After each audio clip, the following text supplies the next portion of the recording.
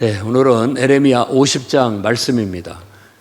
성경에 이스라엘 백성을 선택하시고 이스라엘 백성을 사용하시는 목적은 분명합니다. 결국 하나님을 온 세상에 알리기 위한 제사장 나라로 사용하기 위한 겁니다. 그래서 하나님의 계획, 하나님의 생각은 한 민족을 선택해서 그 민족에게 하나님 말씀을 주고 또 그 민족들이 하나님 말씀대로 어떻게 공동체를 이루어가는가를 어떻게 보면 시험했다고 볼 수가 있겠고, 때가 됐을 때 그 민족을 통해서 이제 세계 모든 민족에게 하나님을 알리고 결국은 모든 사람들이 다 하나님을 예배하는 그런 세상을 만들겠다 하는 게 하나님의 계획과 하나님의 생각이었습니다. 그래서 지금 이스라엘이 망하고 또 남한국 유다가 망하는 것은 하나님의 계획 속에 있는 거예요. 왜냐하면 그들이 잘해서 정말 하나님 말씀대로 순종해서 제대로 했더라면 이런 큰 난리 없이 모든 민족에게 하나님을 알리는 역할을 제대로 했었을 것입니다. 그러나 그러지 못하고 엉뚱한 길로 자기들만의 하나님이라는 그런 하나님을 자기 소유로 삼는 것처럼 그렇게 하니까 결국은 하나님께서 그들을 심판하셔서 나라를 깨뜨려 강제적으로 모든 민족들 속에 흩으셔서 거기에서 하나님을 알리게 하는 그런 일을 하시게 된 겁니다. 그런 도구로 쓴 것이 북왕국 이스라엘을 멸망시키는 것은 아수르 제국을 통해서, 남왕국 유다를 멸망시키는 것은 바벨론 제국을 통해서입니다. 그런데 예루살렘은 남왕국 유다에 있었고 성전도 남왕국 유다에 있었습니다. 그런데 이 성전을 파괴하고 불지르고 완전히 황폐하게 만들었던 그 원흉은 바벨론입니다. 그래서 그 바벨론은 성경에서 하나님을 대적하고 하나님 앞에 교만한 그런 어떤 세력을 상징하게 되는 이름이 되게 됩니다. 근데 이 바벨은 우리가 창세기 11장에서도 나오듯이 하나님을 대적하기 위해서 탑을 쌓는 그 바벨탑 사건에도 연관이 있습니다. 그때 말하는 그 바벨은 혼란, 이런 의미를 갖고 있어요. 다시 얘기한다면 인간의 본분은 온 우주를 창조하신 신을, 하나님을 경외하고 그 하나님의 뜻 안에서 겸손하게 각자의 본분을 다하는 것이 인간의 주어진 본분이에요. 그렇게 살 때 가장 행복하고 평안하고 복되고 가치가 있는 게 인간이었던 거예요. 그런데 그 인간이 마치 신을 자기가 창조한 인간이 자기를 위해서 만들어낸 신인 것처럼 얘기하는 것은 그건 참 신이 아니라 우상입니다. 그뿐만이 아니라 바벨의 탑을 쌓은 것은 스스로가 신이 되겠다라는 뜻을 나타내고 있는 거죠. 그러니까 그걸 교만이라고 합니다. 창조주 하나님이 엄연히 계시는데 그 하나님을 무시하고 내가 신이다라고 말하는 것과 같은 거예요. 그것은 창세기 3장에서 얘기하고 있는 사탄이 우리에게 넣어준 생각이고 사탄이 우리를 유혹하고 우리 인간의 본분을 망가뜨리기 위해서 준 사상입니다. 그러니까 하나님이 어디 있어? 내가 곧 신이다 라고 하는 것은 사탄의 소리요. 따지고 보면 우리 영혼을 망가뜨리고 우리를 불행으로 내모는 그런 잘못된 사상이라는 걸 알 수 있습니다.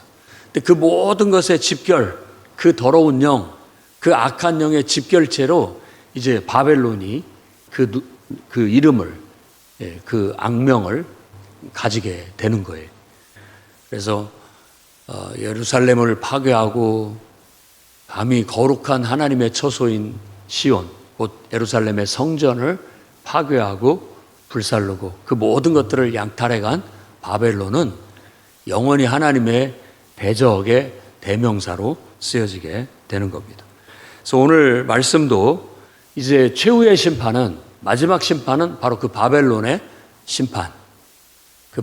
심판으로 이제 심판은 종결되게 될 것이다라는 걸 말해주고 있습니다. 그래서 바벨론을 얘기할 때 갈대아 사람이라고, 갈대아라는 용어도 같이 씁니다. 이 갈대아라는 말은 약탈이라는 의미를 가지고 있는 단어라고 말합니다. 그리고 그 갈대아 지역의 특성은 이 천문학과 점성술이 발달을 했어요. 그래서 갈대아 사람 하면 아주 천문학에 능하고 또 점성술을 잘하는 그런 사람, 이렇게 특징 지어진다고 합니다. 동방의 박사들이 왔다라고 하는 것도 바로 이 동방이 여기를 말한다고 볼 수가 있겠습니다. 그러니까 천문학이 발달하고 점성술이 발달했다라는 그런 특징을 가지고 갈대아 사람 하면 그런 사람, 천문에 밝은 사람, 이런 의미를 갖는다고 해요. 그래서 이 주변의 다른 민족들은 그 지역을 바벨론이라고 부르기보다는 갈대아 사람이라고 그렇게 더 선호해서 부르는 경향이 있었다고 볼 수가 있겠습니다. 자, 이제 이와 같이 승승장구하던, 정말 하늘 무서운 줄 모르고 자기들이 신인 것처럼 온 세상을 군림하던 바벨론, 그 바벨론도 이제 무너질 것이다 라는 거예요. 그러면서 이 사실을 널리 전파하고 선포해라. 이 바벨론이 무너진다는 것은 그에게 고통받고 압제당하던 민족들에게는 해방의 날이고 구원의 날이고 그야말로 온 세상에 전할 기쁜 소식이죠. 그러니까 심판은 어떤 의미에서 굉장히 두려운 공포의 날이기도 하지만 다른 의미에서는 이 날은 구원의 날입니다. 온 세상의 해방의 날을 선포하는 거예요. 그래서 바벨론이 무너지는 날, 그 날이 곧 구원의 날이요 해방의 날이 오게 될 것이다 라는 거예요. 근데 이제 이 모든 바벨론의 멸망은 이제 유대인들에게 있어서는 구원의 날, 해방의 날이죠. 그동안에 우리를 핍박했고 하나님의 백성을 핍박했고 하나님을 대적해서 성전을 파괴했던 그 원흉은 그때에 이제 심판을 받고 완전히 무너질 것이다 라는 걸 예언하고 있습니다. 이 예언은 정확히 또 요한계시록에 그대로 가서 요한계시록에도 보면 큰 성 바벨론이 무너졌도다라고 말하면서 그 무너짐을 한 면에서는 슬퍼하고 통곡하는 그런 무리가 있는 반면에 하나님의 백성, 하나님의 나라 백성들에게 있어서는 그 날은 기쁨의 날인 거예요. 드디어 올 것이 왔다. 그래서 우리가 말하는 종말은 두려움과 공포 혹은 온 세상이 심판받는 무서운 날이라고 묘사되어 있지만 우리에게는 그 날은 악이 심판을 받고 정의가 바로 서고 구원 얻는 날이라고 말해지고 있는 거예요. 그래서 이제 유대인들에게 메시지가 주어집니다. 4절에서 5절까지. 그날 이스라엘 자손은 다시 회복해서 돌아오게 될 것이다. 이스라엘 자손뿐만 아니라 유다의, 그러니까 두 왕국이 이제 하나가 돼서 하나님 백성들이 다시 이 땅으로 돌아오게 될 것이다. 그들이 울면서 여호와께 부르짖으며 말할 것이다. 그때의 울음은 통곡의 울음이 아니라 기쁨의 울음이죠. 그래서 우리가 고통받을 때도 울지만, 망할 때도 울지만, 이렇게 회복돼서 구원받을 때도 눈물을 흘리면서 하나님 앞에 이때는 찬양하고 감사하게 되겠죠. 그래서 그 얼굴을 다시 회복된 시온을 향하여 들게 될 것이고 모든 사람들이 그때 다시 하나님과 새 언약을 맺게 될 것이다 라고 말합니다. 그래서 오라 너희는 영원한 언약으로 여호와와 연합하라 라는 그런 권면을 받게 된다라는 거예요. 그래서 이런 말씀의 성취는 이제 하나님이 성육신하셔서 이 땅에 오심으로 인하여 예루살렘의 로마의 정부에 의해서 성전은 파괴되었지만 예수 그리스도의 죽으심과 부활하심으로 말미암아 이제 하나님과 새 언약을 맺게 된 것으로 성취되는 걸 알 수가 있습니다. 그러니까 사도들은 이런 말씀들을 읽으면서 다 이 선지자들의 글대로 이와 같이 다 복음이 성취되었다라고 말하고 있는 거예요. 예수 그리스도를 믿는 믿음이라는 그 믿음 안에서, 그 복음 안에서 우리는 하나님의 새로운 언약의 백성이 되는 거예요. 새로운 비전의 백성이 되는 겁니다. 그리고 이와 같은 심판은 역사 이래로 반복이 되는 겁니다. 이렇게. 그래서 악이 성행을 하면 하나님이 지켜보시다가 심판의 때가 임하게 되는 거고, 또 다시 회복이 되면은 다시 또 서서히 악이 증가가 돼서 또 다시 하나님의 심판이 반복이 되고, 그러다가 이제 최후에는 마지막 심판이 똑같이 이와 같이 이루어지게 될 것이다 라는 걸 말해주고 있는 거예요. 그래서 마태복음 예수께서 24장과 25장에 종말에 일어날 일에 대해서 얘기하는 것도 똑같은 얘기예요. 계속 이와 같은 심판은 반복되고 또 반복되는 거예요. 그것 갖고 두려워하고 놀라지 마라. 그 세상 끝이 아니다. 최후의 심판은 앞으로 오게 될 것이다 라는 걸 보여주고 있고, 예루살렘이 멸망하고 파괴되는 것처럼 최후의 심판의 날에 그와 같은 큰 재난이, 환란이 닥치게 될 것이다 라고 말하고 있는 거예요. 그래서 요한계시록은 온 인류의 역사를 완전히 펼쳐서 파노라마처럼 7개의 단계를 통해서 보여주면서 마지막 날 임하게 될 하나님의 진노가 부어지게 될 심판에 대해서 말하고 있습니다.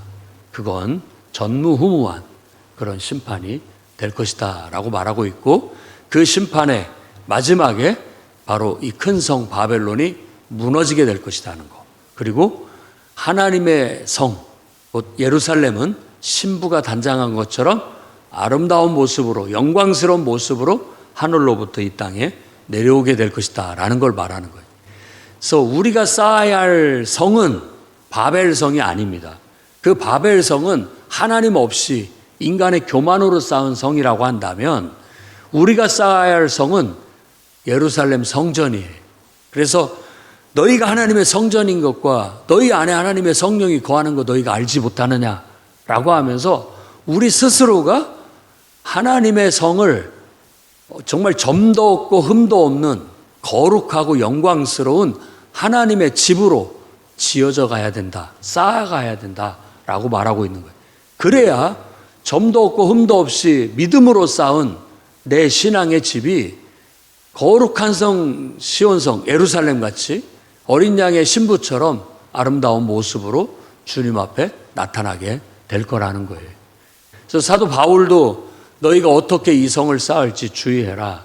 너희가 만일 집이나 풀이나 나무 이런 세상 인간적인 것들로 재료로 아무리 주님을 섬긴다고 이렇게 한다 할지라도 그것들은 마지막 시험, 테스트, 공력에 불에 살라지게 될 것 때, 그때 불이 우리를 시험할 때 다 타 없어져 버리고 말 것이다. 그러나 금이나 은이나 보석, 이런 것들은, 금이나 은이나 보석은 우리 믿음의 결정체를 은유적으로 말하는 거예요. 모든 것들을 믿음으로만 쌓을 수 있어요. 믿음으로만 우리가 하나님의 집을 세울 수가 있는 거예요. 믿음으로만 우리가 하나님을 섬길 수 있습니다. 믿음이 아니고는 하나님을 기쁘시게 할 수가 없습니다. 누구든지 하나님 앞에 나아가는 자는 그가 살아계신 것, 그리고 그를 찾는 자들에게 하나님은 복을 주시고 상을 주시는 분이라는 걸 믿어야 되겠고, 믿음으로 살아야 됩니다. 믿음으로 말하고, 믿음으로 행동하고, 믿음으로 삶을 꾸려나가서 뭔가를 성취하고 결실에 나가야 하는 것이지, 믿음이 아닌 것으로 하는 것들은 다 허비하는 거예요. 그건 아무것도 아닙니다. 그래서 요한계시록은 우리가 믿음으로 그런 신앙의 집을 견고하게 쌓으라고, 환난 가운데서도 불 가운데 연단되면 더 순수한 결정체인 순금이, 정금이 나옵니다. 은도 마찬가지예요. 불이 더 강렬하게 불면 불수록 불순물들은 사라지고 순수한 결정체가 남는 거예요. 그런 결정체가 되라는 거예요. 보석도 마찬가지고, 그런 강력한 압력과 불길 속에서 순수한 결정체로 남는 게 금이나 은이나 보석이에요. 우리도 환난 가운데서 정말 불순물들 다 걸러지고 순수한 결정체로 남는 거예요. 그게 바로 믿음인 거예요. 유대인들에게도 요구하는 게 바로 그거예요. 의인은 믿음으로 말미암아 살리라.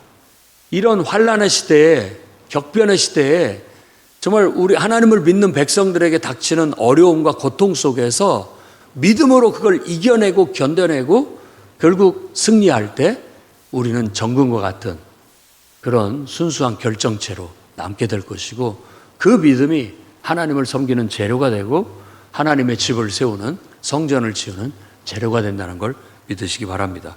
그래서 오늘 말씀이 장황하게 이어지고 또 내일 말씀까지 50장, 51장 이 끝부분에 바벨론의 심판에 대해서 장황하게 얘기를 하는 이유는 바로 그것은 온 세상의 심판의 대명사처럼 말해지기 때문에 그렇습니다. 최후에는 온 세상이 심판을 받게 될 겁니다. 그 속에서 우리는 정금과 같이 믿음으로 살아날 것이고 우리는 하나님의 나라를 맞이하게 될 것입니다. 그 나라를 소망 삼고 흔들림 없이 굳건하게 믿음으로 말하고 믿음으로 행동하고 믿음으로 성취하며 오늘을 살아가기를 주의 이름으로 축원합니다. 기도하겠습니다. 거룩하신 주님, 하나님은 살아계시고 만물이 하나님에게서 나왔고 하나님이 주권으로 섭리하고 계시고 만물이 다 주께로 돌아가 심판을 받게 될 것을 믿습니다. 성경이 우리에게 인생의 진리를 깨우쳐 주고 있고 우리는 그 진리를 깨달아 다행히도 창조주 하나님을 만나고 하나님을 섬기며 이제는 믿음으로 사는 삶이 되었으니 우리의 삶이야말로 생명이 있는 삶이요 가장 가치 있고 의미 있는 삶임을 믿습니다. 믿음 위에 굳건하게 서게 하시고 아직도 하나님을 알지 못하는 세상을 향하여 우리가 제사장들이 되어 왕 같은 제사장들이 되어 하나님을 널리 알리고 모든 사람들이 이 복음을 듣고 회개하고 하나님을 인정하고 하나님을 예배하는 날이 오게 하여 주시옵소서. 우리와 우리 교회와 주님의 성도들을 도구로 사용하사 온 세상에 주님의 빛을 비춰내고 정말 복음의 귀한 진리를 전하는 일꾼들로 사용하여 주시옵소서. 우리 사명 마치는 날 주님이 약속하신 그 나라를 맞이하게 하시고 그 나라에서 영생 복락을 누리게 해 주옵소서. 예수님 이름으로 기도드립니다.